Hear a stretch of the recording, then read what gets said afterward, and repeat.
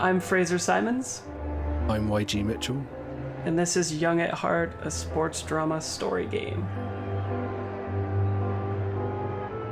It's a semi-cooperative game in which one of us represents the protagonist's pride and the other plays their heart.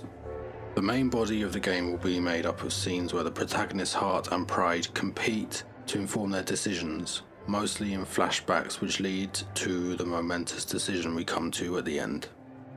Today's game will feature a couple of introductory scenes which will introduce the characters, their roles, and the big question that we'll eventually answer. And the only mechanical things we're doing with these scenes are making a dice pool at the beginning of the game to see what our pride and our heart, which is the resources that we're vying for narrative control, are going to be when we start normal play. So for this first scene, we're going to go to Central Park. It's a beautiful autumn day in New York, and the camera pans down from the sun looking down at the water, and we see this older gentleman with brilliant blue eyes, and he's got brown sandy hair, and I think he's got a cap that has the a K, we'll say, on it for the baseball cap, and it's for the Gauntlet City Kobolds.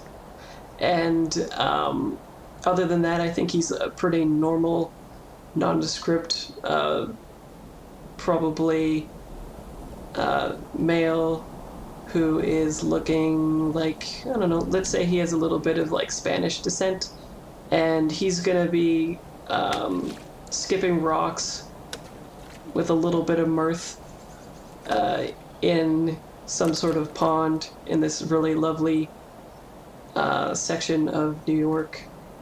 And I think he's waiting for his longtime girlfriend, now Bridget, in this place. And I think this will be this is their place, right? Every time he's in town, they'll meet up here around this time. It's probably not even a thing that they need to talk about. That's how long they've known each other now. Yeah. For years and years now. Around this time of day, whenever he's in town with his baseball team, he'll come here. And as the camera pans back, we see him in his full jacket that has the K on it as well. And I think he's scanning the denizens of the park for Bridget. Bridget is approaching on the path. She's stern in look. She's wearing a charcoal grey trouser suit, and her hair's all pulled back tight, and she's got kind of thin glasses on. She's got her BlackBerry in her hand, and she's walking with a stern purpose towards Hoyt. At this point, he probably has that feeling that something's not right or whatever in the pit of your stomach, right? Because chances are this place is more yay, we get to see each other some more, instead of we're gonna talk about some stuff now. Type thing. So he just sort of shrugs and shakes off that feeling, I think, but it knows that something's coming. But when she comes up, he'll kiss her. Yeah. The way that people that have known each other for so long do, and sort of wait expectantly at her. Bridget says you couldn't find anywhere more appropriate. What could be more appropriate than our place? She looks at the ground and kind of shakes her head disapprovingly, she's not impressed with how familiar you're being after she's told you that she wants to talk, have a talk. Okay. So Bridget says, you knew this was coming, and you shouldn't be surprised, but I'm leaving. I thought that was just something that you were toying about for the last little while. You know that it's only going to be a little bit longer with, what happened before. It's only one more season too many. And I've been toying with this for years now.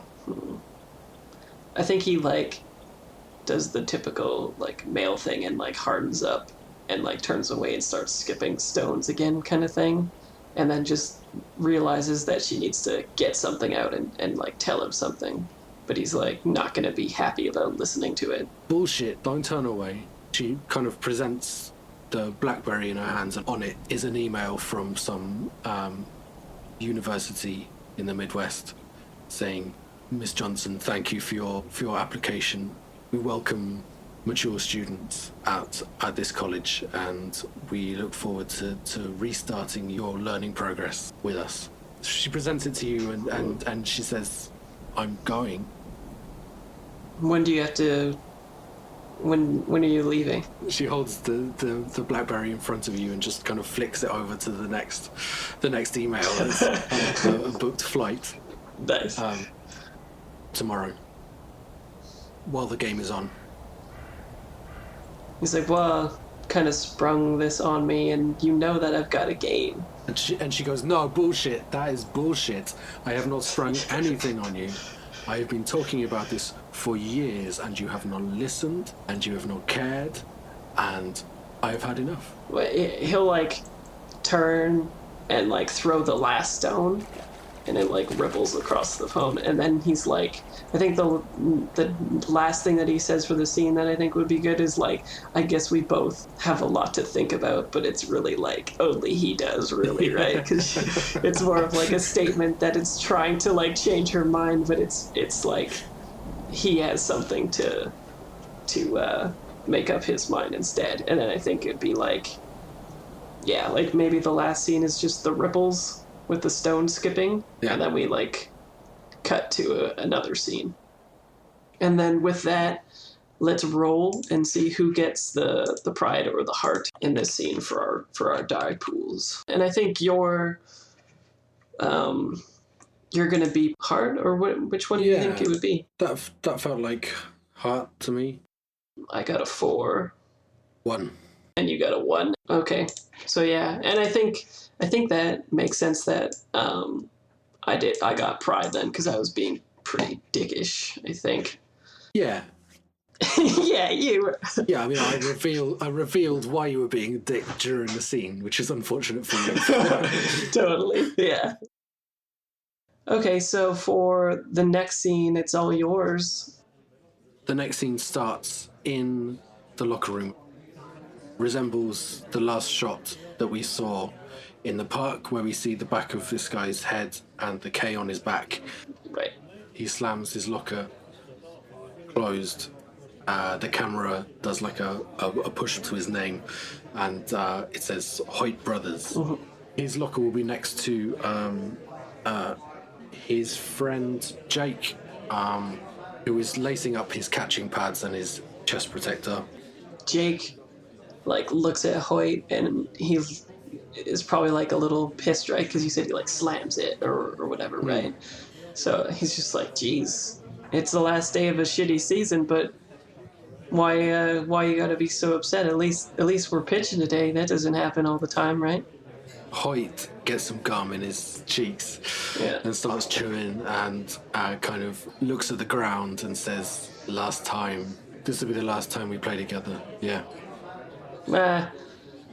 You've been pitching that for years. You must have seen Bridget yesterday, because she's always trying to push you to leave. But I mean, we both know that this is really where we belong. It's the only place we've ever belonged. And I mean, I don't know about you, but I just bought a new house. I can't retire.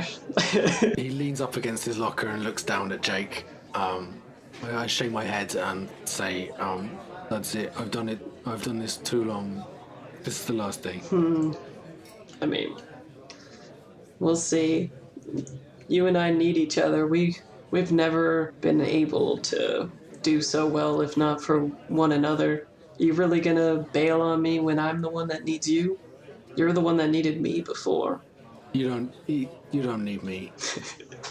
You can catch. I think he's just gonna like take it as like you're dealing with something and like you'll work through it and it'll be fine thing. So he'll like put his arm around you and we see that I think he's got like green eyes and black hair and he's got like the huge scruffy beard action going on. And he sort of chuckles and when he puts his arm around you, he's like, "You're the pitcher of the team, man. Everybody needs you. But let's go and give these Yankees what for at least this game, and then who knows what you decide, right? Man needs to think about some things before they decide for real." Yeah, I guess he's going along with it, but he's like nothing he's said has convinced Jake, I guess, but he's still gonna like walk alongside Jake. Yeah, even if he doesn't even realize it, right? Yeah. Like I need to give this thing what for, even if Jake is like thinking that this won't be a thing to end it all. I'm thinking that, right? But it sounds like Hoyt that has definitely kind of made he's listened to Bridget and he's made his choice based on that, I think, at least from in that scene. Yeah, so let's have them for the ending of this. Let's have them walking outside, right? And the fans are cheering and going crazy. And like Hoyt looks up at the sky, and it's like a beautiful day to play ball. And I think his like expression changes from like kind of somber to like, yeah, let's do this, right? And he makes his way to the pitching mound of Yankee Stadium and like looks the first batter in the eye, and then it cuts. Hi, this is Jason from the Gauntlet Gaming Community. If you enjoyed this episode of Comic Strip AP, please consider supporting the Gauntlet on Patreon. Our page can be found at patreon.com/gauntlet.